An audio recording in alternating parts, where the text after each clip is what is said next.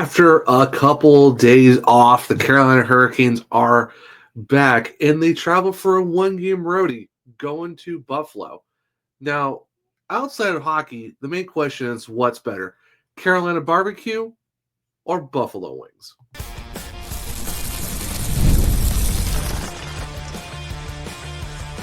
You're Locked On Hurricanes, your daily podcast on the Carolina Hurricanes, part of the Locked On Podcast Network, your team every day. Welcome to a Wednesday edition of Locked On Hurricanes, your team every day, part of the Locked On Podcast Network. Thank you to the everydayer for making this your first listen of the day. 5 days a week, Monday through Friday, talking everything about, sure, Carolina Hurricanes. I'm your host, Zach Martin. I'm the credentialed Carolina Hurricanes beat writer over at the Hockey Writers, also the co-host of the Searchcast, which is a weekly Carolina Hurricanes podcast, along with all of my duties here at Locked On Hurricanes. Got a fun Wednesday show for you guys as we get to preview the Carolina Hurricanes going to Buffalo to take on the Sabres for the first of three meetings this season. And what are the keys of the game? Who are the players to watch? And talk about players to watch, we do have a Frederik Andersen update. So a lot to talk about in this episode. But before we jump into all that, today's episode is brought to you by Gametime. Download the Gametime app, create an account, and use code LOCKEDONNHL for $20 off your first purchase.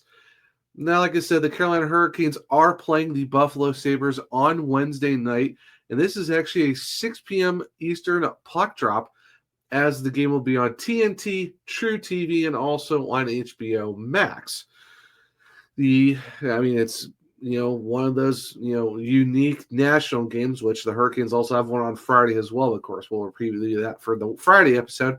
But like I said, the Hurricanes are going to play the Buffalo Sabres on TNT and True TV and Max. Carolina is 26-15-3 after their overtime loss to the Ducks on Sunday. And the Buffalo Sabres are 16-22-5. And if everyone remembers the Tuesday episode, we all know that the Buffalo Sabres are the last place team in the entire Eastern Conference. This is the first of three meetings, as of course they're in Buffalo tonight on Wednesday. Then they meet back up on February 27th in Carolina, and then their last matchup is going to be on April 8th back in Buffalo. Now, players to watch over the last 5 games, looking at their goals, assists, and points leaders. Now, for the Hurricanes, for the points, obviously Jordan Staal, 8 points in his last 5 games. Of course, he got those 8 and 4. Then, of course, he has 5 goals in that process, and then Martin Necas has 4 assists. Now, when you look at the Buffalo Sabres, JJ Peterka does lead with 6 points in his last 5 games, all of them being assists. And in terms of goals, it is Jason Zucker with 4.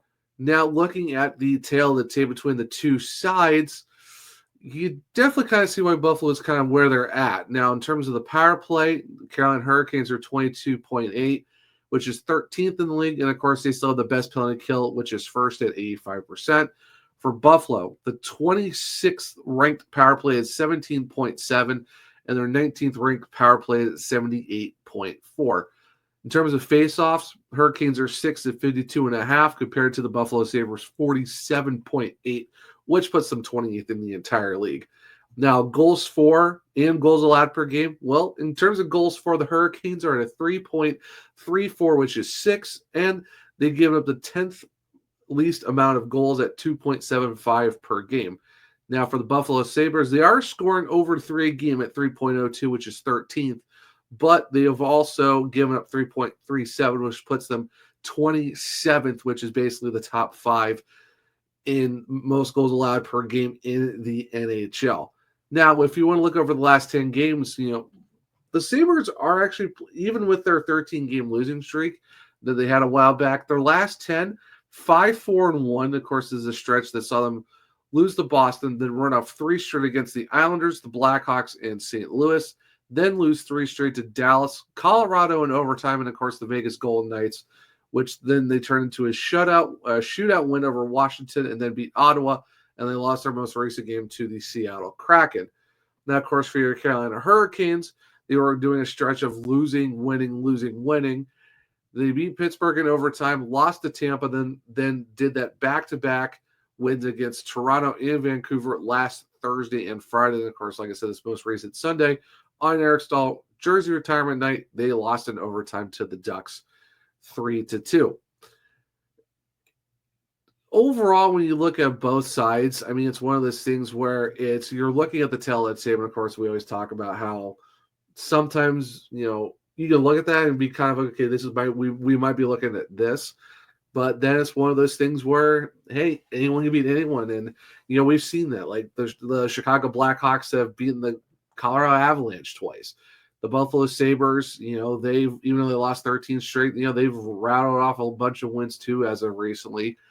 It's just, one of those things where, tell the tape will tell you one thing, what does it say on the ice? And I'm not saying this is a must win, but this is a can't lose for the Hurricanes, because if you look at how, yes, Buffalo's at the bottom of the entire Eastern Conference, but you really can't overlook those guys just because every team's got superstars and stars in the NHL, and you can just run into a hot goalie. So that's just kind of one of the main things. And even talking about goalies, when you look at overall, you have Ukko-Pekka Luukkonen, who's 13-13-4 with a 302 goals against and an 896 save percentage.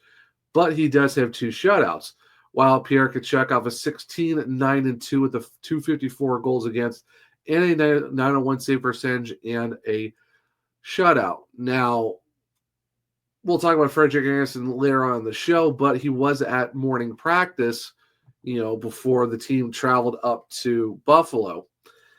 It'll definitely be interesting to see how the Hurricanes want to go about that, because technically Anderson's on IR, which we'll talk more later on.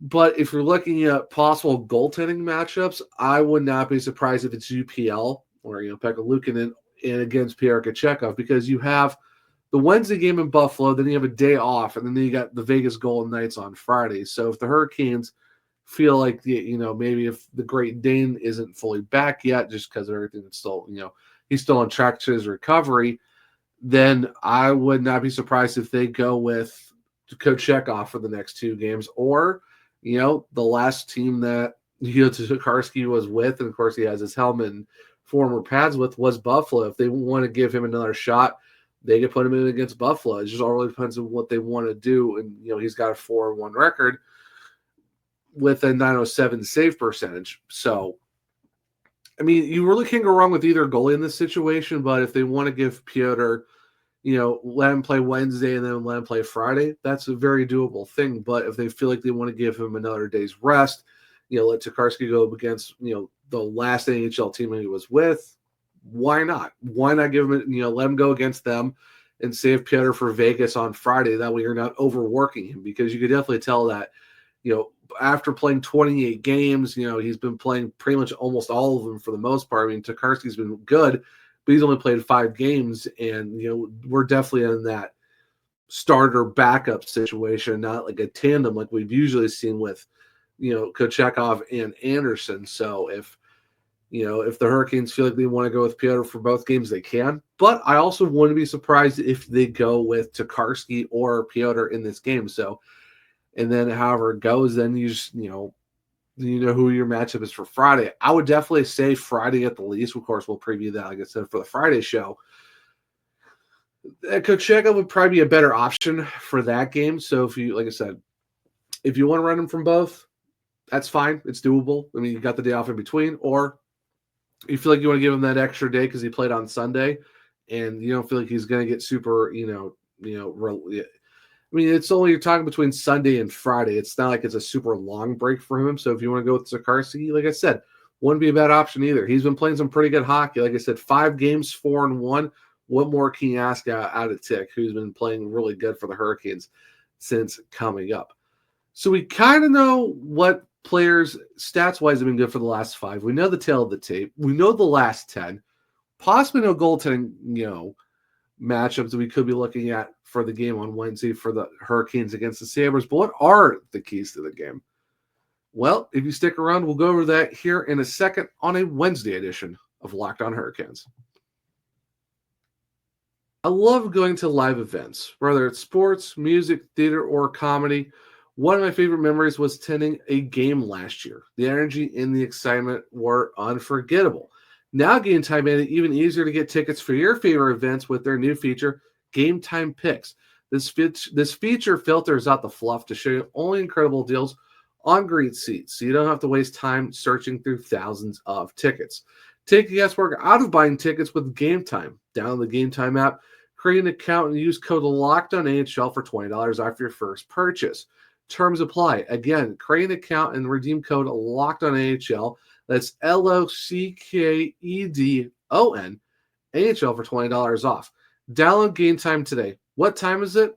Well, it's game time. Welcome back to segment 2 of Locked On Hurricanes, your team every day. Now, for this, now we're going to into the keys of the game, players to watch, and stuff like that. So we're going to kind of kick off with the keys to the game for your Carolina Hurricanes. And, I mean, it's a pretty simple one. It's, for the first one, it's, just play your game. Just don't worry about what the Sabres are going to do. If you give us a full effort like you did against the Ducks where they had a bajillion shots that just Lucas Stolstall stood on his head, and they had 28 blocked shots as well. But if you keep putting that effort of all the shots and, just the attempts you have, something's going to work out for you. So it's definitely one of those things where if you're the Carolina Hurricanes, you definitely just want to keep bringing that effort once again and kind of just put yourself in a good spot to where, this is a game that you should win. Not saying it's not a must win. This is a can't lose. Like, you can't lose this game. And the Sabres, yes, they are where they are, but if you play your complete game and worry about what you're doing, especially against a team like Buffalo, I think you should be able to go in there and take care of business. But of course, we've seen what they did against the Nashville Predators, the Utah Hockey Club, the Seattle Kraken. It's one of those things where, this is not a game you're going to go in there and lay a dud. Like, you don't want a repeat of like the Minnesota Wild game where you go in and there's no effort, or, you play, go to Nashville on the road and you get, routed 5-2. This is definitely a situation where you're playing a team who's pretty much down right now. Yes, they are 5-4-1 in their last 10, but this is a team who had a 13-game losing streak. Yeah, they've won more recently, but this is a game where you should take care of business. And if you're the Hurricanes, you need to do that. So if you play a complete game, that's what you need to do. And like I said, I already said part of it, but this is a game where it's like you can't lose. Like, it's like that line from Shoresy. They aren't afraid to lose. And if you're the Hurricanes, you basically want to win. Like, you don't want to have that mentality of like, oh, if we lose, we lose. Like, no, you should be afraid of losing. Like, you should go into every game wanting to win. And I mean, obviously they do. I mean, they're all professional athletes. But this is a game where it's like you have to go in there and take care of business. Like, don't be afraid to, you don't want to just be like, oh, okay, it's another game. No, you want to go in there and, do what you need to do, because like I said, this isn't a must win, but this is a can't lose type of game. So it's kind of like goes in hand with that. And for number 3, I would say, special teams is going to be a big factor in this, because when you look at both sides for these teams, I mean, you're talking about a 13th, ranked power play in the Hurricanes against the 19th ranked penalty kill in the Sabres, but you have the best penalty kill in the entire NHL at 85%, facing up against the 26th ranked power play, which is at 17.7. Yeah, the Hurricanes have been kind of down as of late in terms of their power play percentage, where they used to be almost top 5. Now they're in 13th. But since they got Shane Gostisbehere back, you could definitely tell there's a little bit more of an uptick in the power play. So if you get the opportunities against the Sabres, you got to take advantage of that.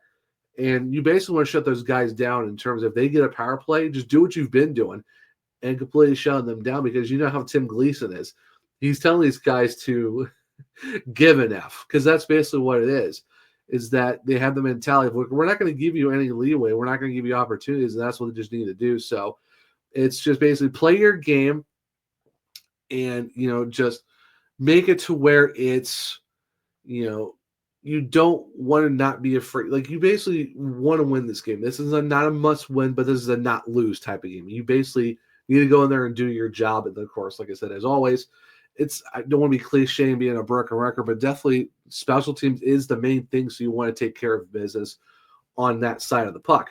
Now, the players to watch, and this is where it's going to be very interesting. So now, first we're going to do the Buffalo Sabres. And if you look at where they're in terms of their forward core, of course, you've got JJ Peterka, 32 points in 41 games, 10 goals, 22 assists. Justin Zucker, 31 points in 43 games. Alex Tuch, 31 in 43. And the thing with Alex Tuch is when you look at the rest of the team, you're looking at mostly a bunch of minuses. Of course, you got a couple pluses here and stuff like that, but not a lot of pluses on terms of the forward core. Defense, you have a little bit more of the plus side, but you're looking at Alex Tuch was a plus 13 with 31 points in 43 games. So definitely someone to watch out for, who's playing almost 19 and a half minutes a night. So, yeah, so JJ Peterka is one to watch. Alex Tuch's another one to watch as well. In terms of the defense, you have Rasmus Dahlin, who's the captain, 31 points in 35 games is a plus 2. Bowen Byram, former Avalanche, is a plus 3 at 22 points in 43 games. Goaltending, you really can't overlook UPL. White does have a 13-13-4 record with an 8.96 and a 3.02.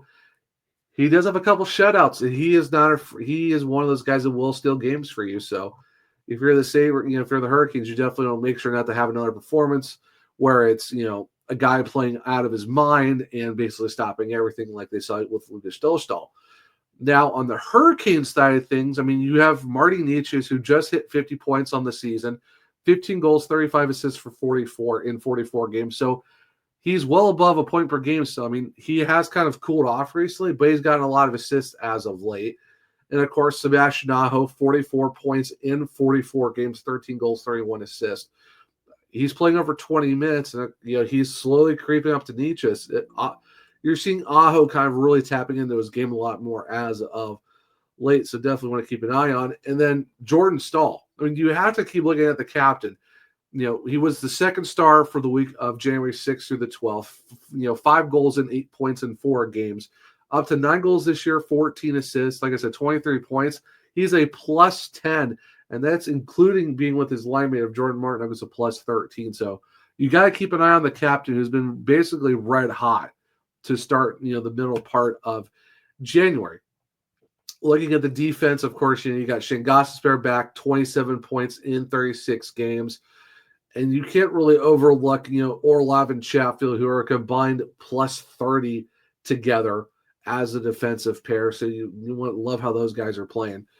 And if I'm looking at a goalie, if we're going to go with Pierre Kachekov, definitely someone to keep an eye on as well. So it'll be very interesting to see how either side matches up, but I would definitely say if you're definitely players to watch, like I said, you got Peterka, you got Tuch, definitely for the Sabres, maybe look at Rasmus Dahlin as well, just as another guy. And for the Hurricanes, obviously you got to keep an eye on, Aho, definitely Jordan Staal. Want to keep an eye on Martin Necas as well, because he did get 50 points already this season. And then just looking at that rock solid defensive pair of Orlov and Chatfield, who are a plus 30.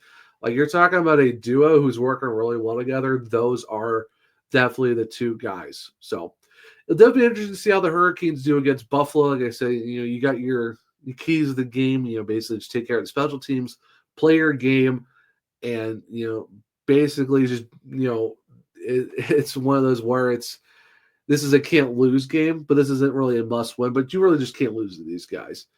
So it'll definitely be interesting for sure how all of that works out. But if you're on YouTube, go to the comments section. Let me know, what players are you watching going into the game for the Carolina Hurricanes against the Buffalo Sabres. Now, I kind of talked about it a little bit in segment 1 and part of segment 2 of the goaltending situation and Frederik Andersen. So stick around as I'll jump into that here in segment 3, talk about Frederik Andersen, updates on that, and what we could be looking at here in a second on a Wednesday edition of Locked On Hurricanes. You just realized your business needed to hire someone yesterday. How can you find amazing candidates fast? Easy. Just use Indeed. When it comes to hiring, Indeed is all you need. Stop struggling to get your job post seen on other sites. Indeed's sponsored job put your post at the top of the page and it'll be reach the right candidates faster. Now you can speed up your hiring process with a $75 sponsored job credit. Just go to indeed.com/lockedon right now and support our show by saying you heard about Indeed on this podcast. Terms and conditions apply. Hiring Indeed is all you need. Welcome back to a segment 3 of Locked on Hurricanes, your team every day. And like I said, at the end of segment 2, we get to talk about the update of Frederik Andersen as the Carolina Hurricanes on Tuesday did place the Danish goaltender on injured reserve and also recalled Ty Smith from the Chicago Wolves. Now, it's not because of the fact that he's putting on IR and he's out for a longer period of time. It's just with Shane Gostisbehere coming back, they needed to open up a roster spot for a depth defenseman. And, that's where the move of putting Andersen on IR to bring in Ty Smith. And Eric Tolsky said, he's still on track to coming back, soon. They're not sure when exactly soon, but he is on that path where he had that 8 to 12 week time frame after his knee surgery back in November. So in terms of IR relations things, Corey Laviolette did say on X, Twitter, whatever you want to call it, that he could be, if he was ready to go, they could just throw him in against Buffalo on Wednesday. If he is, I don't think he's going to be, because we're still talking like end of January, early February, probably maybe after the Four Nations break, possibly. Who really knows? But it's just for the case of purposes that they could just reactivate him right off of IR tomorrow or, today as being Wednesday. So it's very possible that could be a solution too. Or like I said, it's just, opening up a roster spot. It's basically cap manipulation, circumvention, however you want to call it. That's what Earl Schwartz is with the Hurricanes. It's your compliance manager. It's just cap compliance more than anything else. So if he's back, great, which I don't think he really is. It's like I said, it's just roster moving. That's all it really is, because the fact you get Gostisbehere back, but you want to keep Ty Smith up there, so you got to send him down, put Andersen IR, bring him back. So it's not, like MLB or NFL where he's got to be out for a certain amount of days and stuff like that. I mean, Andersen's been on the roster all season, and it's just, the Hurricanes have been accumulating, cap space for the trade deadline, because instead of putting him on IR and then you got all the IR space and you're not really accumulating cap, having him on the main roster all season, they've just been, racking that cap up, because you kind of need it right now, especially with where they're at in terms of their cap space. So you're just accumulating up to that point. So it's not really much of an update that people thought it was going to be. I know a lot of people kind of read into it like, oh, is he officially back? Because he did practice with the team today, and, Pierre Kochetkov did, and it's kind of like, okay, what's going on with that type of situation? And Rod Brindamore said it after practice. It's just they had Kochetkov practice with goalie coach Paul Schoenfelder before practice, because it was just easier to have him, practice on his own with the goaltending coach instead of having to try to rotate, him and Andersen and Tokarski all together in a rotation. Basically, just keep the two goalies on either side of the ice like they usually do for a practice, and just have Piotr kind of practice by himself with the goalie coach. That way they don't have to worry about trying to do a lot of rotations and all that stuff. So I wouldn't read very much into the Frederik Andersen IR situation for the fact that he was at practice and that Piotr practiced with the goaltending coach. It's just working out, cap and roster manipulations or, finagling certain things. So like I said, it's just roster management more than anything else. I wouldn't really say that it's something to be like, oh my gosh, what's going on? Like, that's kind of not where we're at right now. So I wish I can give you a better update that, okay, yeah, Frederik Andersen is officially back. That's just not the case. It's just, like I said, roster stuff and just giving Piotr, being able to practice with Paul Schoenfelder and not having to worry about trying to, do rotations in the middle of practice where You can just have Andersen and Tokarski being on either side of the ice. And of course, as Walt usually says, Walt Ruff usually says, it's on an off day, don't take who's ever in the starter's crease as, oh, he's going to be your starter. It's just that's where they had him, because you really can't know that based on off days. No, on game days, like a morning skate, yeah, then you could probably read into, okay, who's in the starter crease.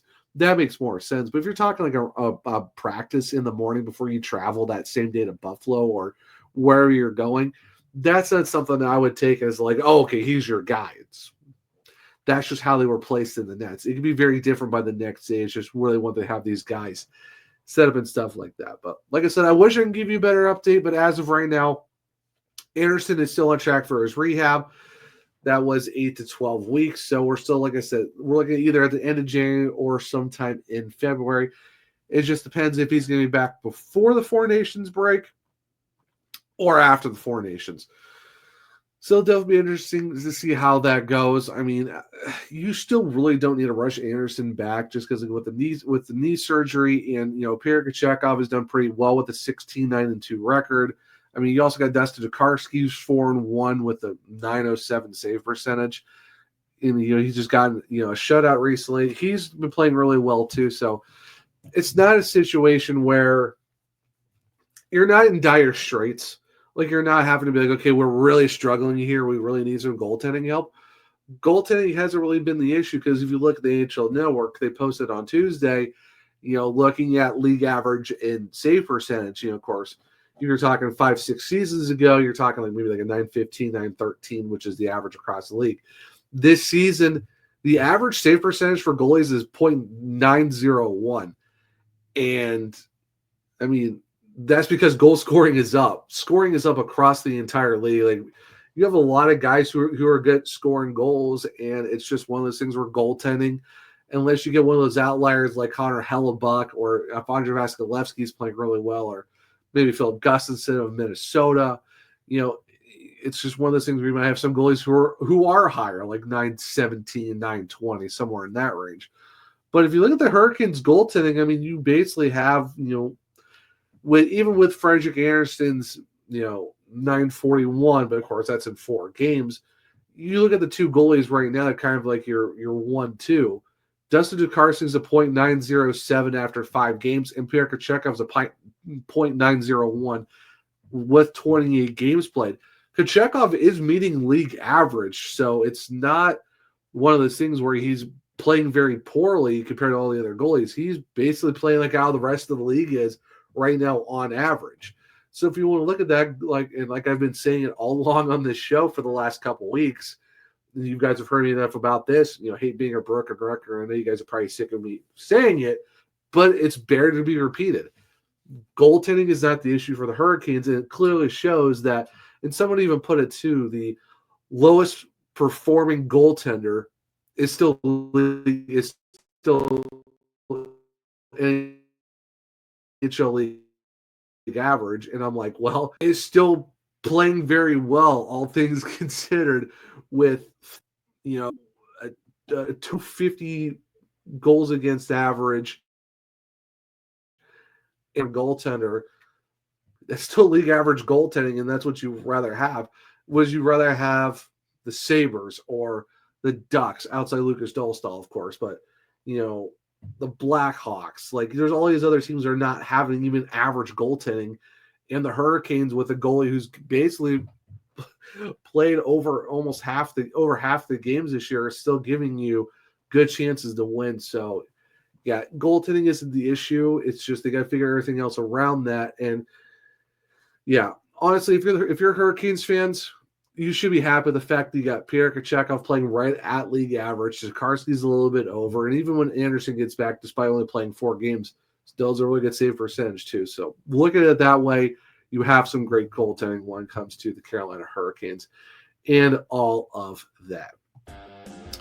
But guys, that will wrap up a Wednesday edition of Locked On Hurricanes. Thank you for making your first today.